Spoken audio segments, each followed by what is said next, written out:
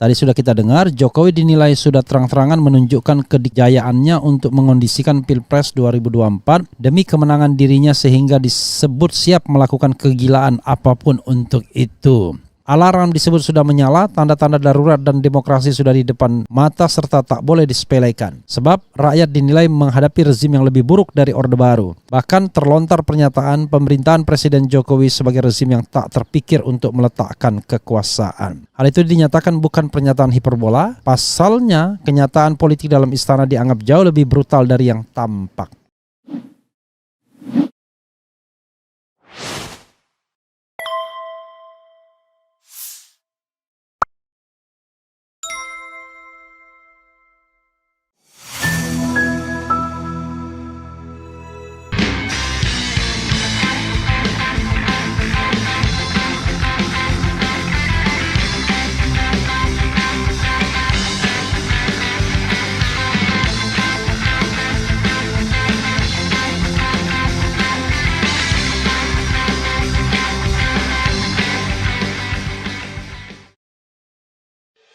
Mari perjelas, tak perlu memperhalus kata, karena kita menghadapi kenyataan politik yang jauh lebih brutal dari yang tampak, yaitu Presiden Jokowi yang sudah terang-terangan menunjukkan kedidayaannya bahwa ia ingin mengkondisikan Pilpres 2024 untuk kemenangan dirinya. Dia siap melakukan kegilaan apapun untuk itu, dan ini sudah menjadi kasak kusuk di lingkar dalam kekuasaan. Apalagi Presiden Jokowi sudah mengeksplisitkan bahwa dia akan cawe-cawe dalam Pilpres nanti. Sebuah pernyataan simbolik yang ia lemparkan ke seluruh perangkat kekuasaan bahwa di pemilu nanti ia tak takut melawan siapapun. Dia tak mau berspekulasi selama kekuatan pro perubahan masih terbuka pintunya untuk ikut kontestasi di Pilpres ini. Selama itu pula kekuasaannya belum aman. Sekalipun seluruh calon PLT kepala daerah sudah menaikkan sumpah tegak lurus padanya, juga sekalipun seluruh perangkat hukum sudah berada utuh di tangannya, karena ia tahu bahwa ia dikelilingi oleh Yudas Iskariot. Ia sebenarnya sadar menaklukkan politisi dengan ancaman sama saja mengasuh para pengkhianat.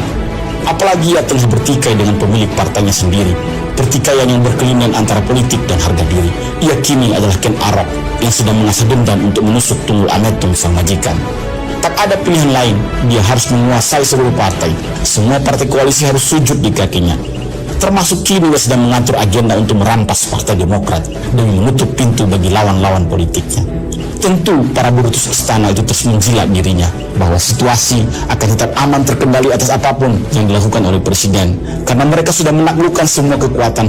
Apalagi BLT sudah disiram merata ke seluruh pelosok negeri. Dijamin rakyat tak akan mau repot urusan politik. Kalaupun terjadi riuh, hanyalah riak-riak kecil. Ini adalah suara kader Partai Demokrat. Alarm sudah menyala. Tanda-tanda darurat demokrasi dan konstitusi itu sudah di depan mata. Tak boleh disepelekan. Yang kita hadapi adalah rezim yang lebih buruk dari Orde Baru. Rezim yang tak terfikir untuk meletakkan kekuasaan. Ini bukan pernyataan hiperbola, karena kenyataan politik di dalam istana jauh lebih brutal dari yang tampak. Bertindaklah, bergeraklah. Salam perubahan dari kami, kader Partai Demokrat.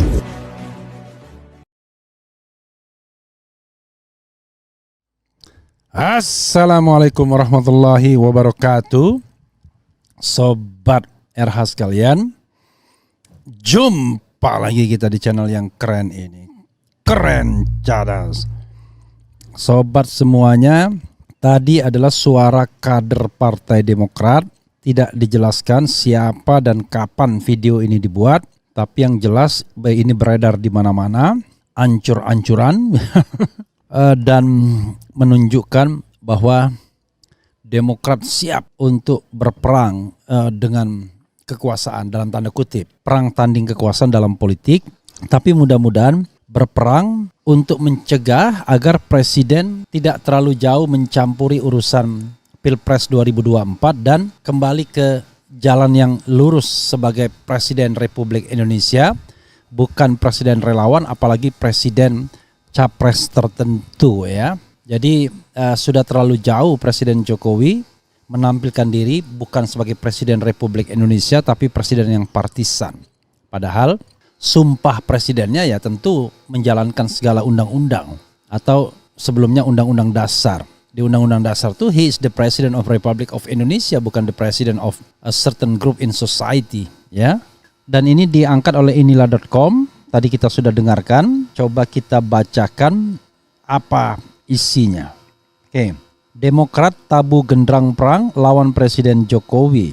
Keinginan Presiden RI Joko Widodo untuk cawe-cawe atau ikut campur dalam politik menuju Pilpres 2024 memantik Partai Demokrat menabuhkan genderang perang terhadap sang kepala negara.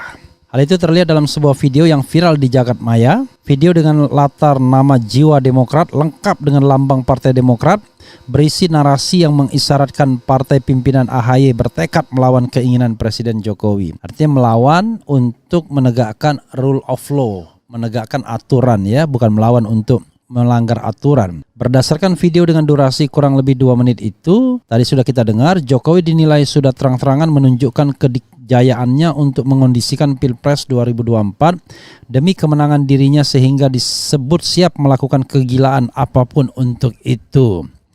Dan ini sudah menjadi kasak kusuk di lingkar dalam kekuasaan.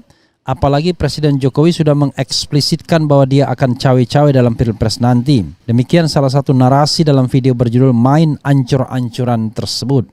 Lebih lanjut, narasi dalam video yang sebagian besar menampilkan gambar Presiden Jokowi ini antara lain menyatakan ucapan Jokowi akan cawe-cawe dalam Pilpres itu merupakan pernyataan simbolik yang dilemparkan ke seluruh perangkat kekuasaan bahwa di pemilu nanti ia tidak takut melawan siapapun. Dia tidak mau berspekulasi selama kekuatan pro perubahan masih terbuka pintunya untuk ikut kontestasi di Pilpres ini. Selama itu pula kekuasaannya belum aman. Sekalipun seluruh calon PLT kepala daerah sudah menekan sumpah tegak lurus padanya, juga sekalipun seluruh perangkat hukum sudah berada utuh di tangannya. Karena ia tahu bahwa ia dikelilingi oleh Yudas Iskariot.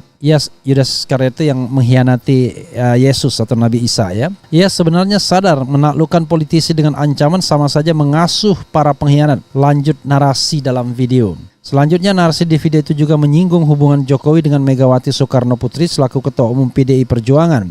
Suara yang terdengar dari video itu menganggap Jokowi sebagai Ken Arok karena dianggap sedang bertikai dengan Megawati. Ia kini adalah Ken Arok yang sedang mengasah dendam untuk menusuk Tunggul Ametung sang majikan. Tak ada pilihan lain, dia harus menguasai seluruh partai. Semua partai koalisi harus sujud di kakinya, ujar pria yang mengemukakan narasi. Presiden Jokowi juga disebut sedang mengatur agenda untuk merampas Partai Demokrat demi menutup pintu bagi lawan-lawan politiknya.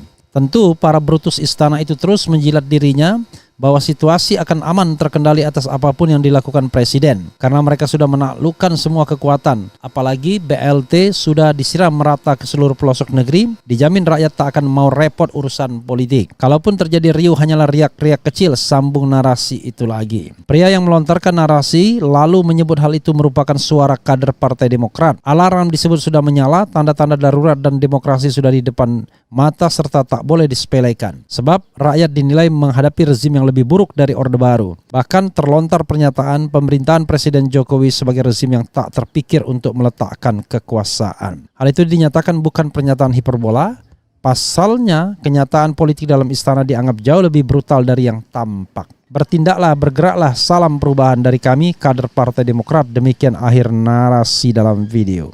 Ya, sahabat era sekalian, ya, itu adalah narasi ya dari video yang beredar luar biasa. Tapi sekali lagi, ini adalah suara kritis masyarakat yang harus kita sikapi dengan wise dan bijak. Pertanyaannya adalah mengapa muncul suara seperti itu? Ya karena Presiden Jokowi sendiri yang memancing, tidak bertindak sebagai negarawan, tidak bertindak sebagai Presiden Republik Indonesia, tidak bertindak sebagai kepala negara, tapi lebih bertindak sebagai tokoh partisan, tim sukses, bertindak seperti warga biasa yang punya kecenderungan politik sehingga mampu dan mau menggebu-gebu mendukung calon yang didorongnya. Padahal sebagai presiden harusnya langkah dia jauh lebih berhati-hati. Dia harus memainkan peran penyeimbang. Dia harus paham bahwa kapal Republik ini adalah kapal besar yang bakal karam kalau dia berada sebelah. Dia harus berpikir bahwa 2024 saatnya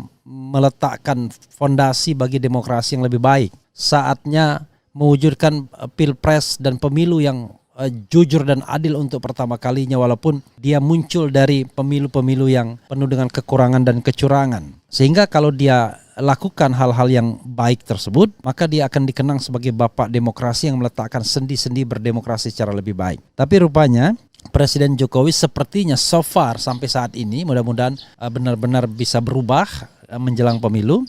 Sampai hari ini yang dipikirkannya adalah cawe-cawe, memenangkan calon yang di-endorse-nya, ketakutan kalau proyek-proyek IKN tidak dilaksanakan, dan ingin terus berkuasa menentukan jalannya pemerintahan ke depan. Juru bicaranya mengatakan karena Indonesia 13 tahun lagi akan menjadi negara maju. How come dia mau mengontrol apa yang akan dikerjakan oleh pemimpin berikutnya? Serahkan Indonesia pada pemimpin berikutnya. Yang harus dilakukan Presiden Jokowi adalah meletakkan pondasi yang kuat, baik pondasi ekonomi, politik, hukum, pertahanan, keamanan, dan lain sebagainya. Kalau pondasi itu kuat, lalu pemilihan presiden dilakukan secara lebih rasional, hilangkan presidensial threshold, insya Allah akan terpilih pemimpin yang jauh lebih baik dari Presiden Jokowi. Tapi kalau dia cawe-cawe, dia ingin mengontrol siapa yang akan terpilih, lalu orang yang terpilih tersebut akan menjadi bonekanya atau boneka partai yang lain, maka yang terjadi adalah kita tidak akan pernah memiliki presiden yang baik. Presiden yang menurut MH tadi berpendidikan dan berpengalaman, tapi hanya presiden boneka-boneka yang terus-menerus disetir untuk kepentingan oligarki. Kita tidak mau itu. Kita ingin negara ini menjadi negara yang baldatun thayyibatun warabun ghafur, negara yang gemari pahloh jinawi, negara yang diridhoi oleh Allah Subhanahu wa taala karena dipimpin oleh pemimpin yang cerdas, pemimpin yang berintegritas, pemimpin yang berpengalaman, pemimpin yang membawa kebaikan bagi negeri ini. Sehingga doa-doa semua rakyat Indonesia insya Allah diijabah. Ya, sobat sekalian, kita bacakan komentar Sobat RH terkait dengan hal ini. Oke. Anak sama ayah tentara, dia jual, SBY AHY beli, lawan bos. Apa maksudnya ya?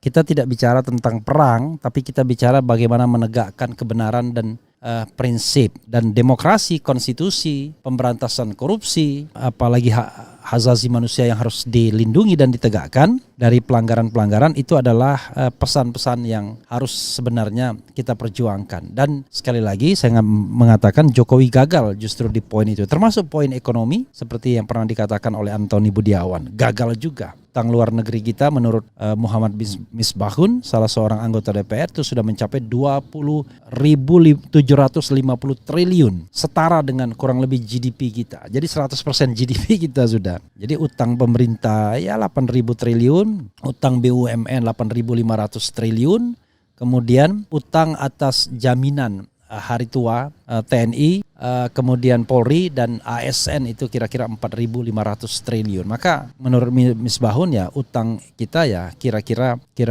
ya 20.750 triliun. Luar biasa kan? Oke, kita bacakan ya. Oke, suruh semedi ke Candi Hambalang loh, ikut juga drone. Dev Karo ini pasti orang bodoh ya.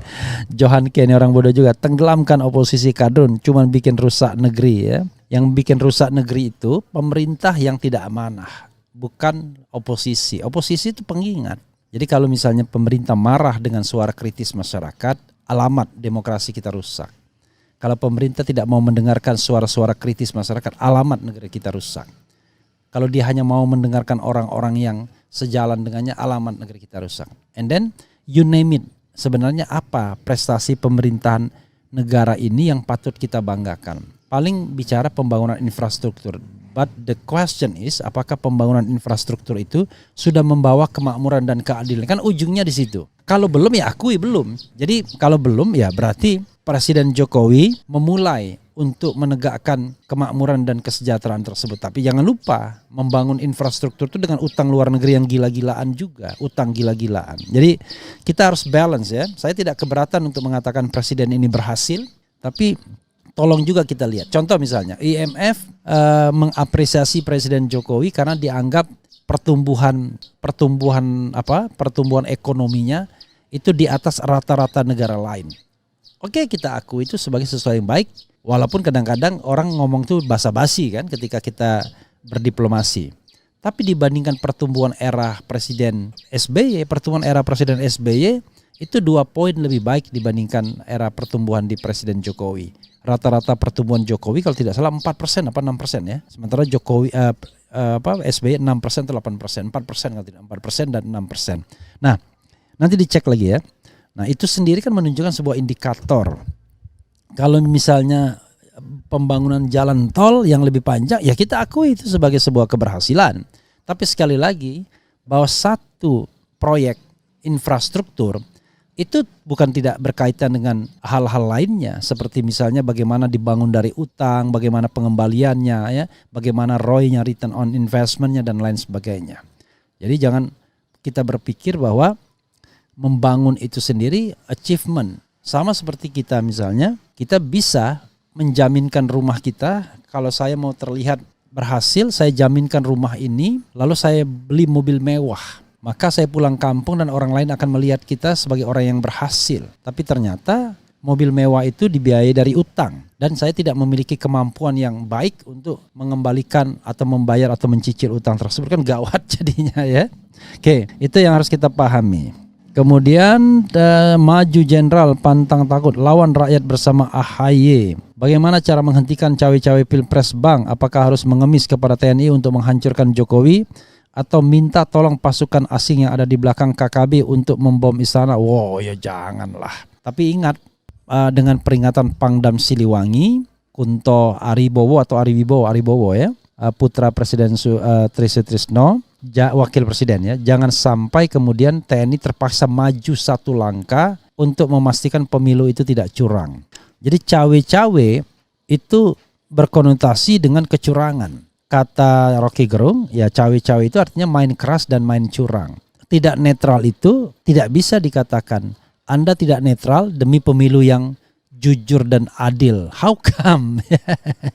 Seorang aktivis Partai Amanat Nasional kok berpikir sangat aneh menurut saya ya. Tiba-tiba mengatakan mudah-mudahan tidak netralnya Jokowi agar pemilu itu jujur dan adil. How come? Kalau presiden tidak netral, pemilu sudah pasti tidak adil karena tidak netral dia. Ya, jadi kalau misalnya dia menginterpretasikan menyelamatkan negara itu menggagalkan Anies sebagai presiden, wah itu terlalu sempit, terlalu picik. Menyelamatkan negara itu adalah menghadirkan sebuah pemilu atau pilpres yang jujur dan adil, mencegah intervensi kekuatan-kekuatan asing dan oligarki dalam pilpres agar rakyatlah yang memilih pemimpin, bukan para oligarki tersebut. Karena itu ya saya masih appeal, hilangkan dong presidensial threshold. Itu baru namanya jempolan ya presiden yang kita harapkan. Ditunggu siapa yang akan memimpin revolusi. TNI harusnya bangkit, kondisi bangsa sudah sangat crowded. Saya tidak berpikir tentang revolusi ya. Kita doakan saja hal yang baik. Mudah-mudahan semuanya husnul khotimah. Husnul khotimah di ujung kekuasaan. Nanti kita akan bacakan juga surat terbuka salah seorang tokoh reformasi pendukung Presiden Jokowi juga dari Partai Amanat Nasional atau pernah bergabung di Partai Amanat Nasional. Itu pernah sangat bertentangan dengan Amin Rais, tapi sekarang sepertinya membenarkan ya Amin Rais lagi dalam konteks kritik terhadap Presiden Jokowi. Itu saja Sobat Era sekalian. Wassalamualaikum warahmatullahi wabarakatuh.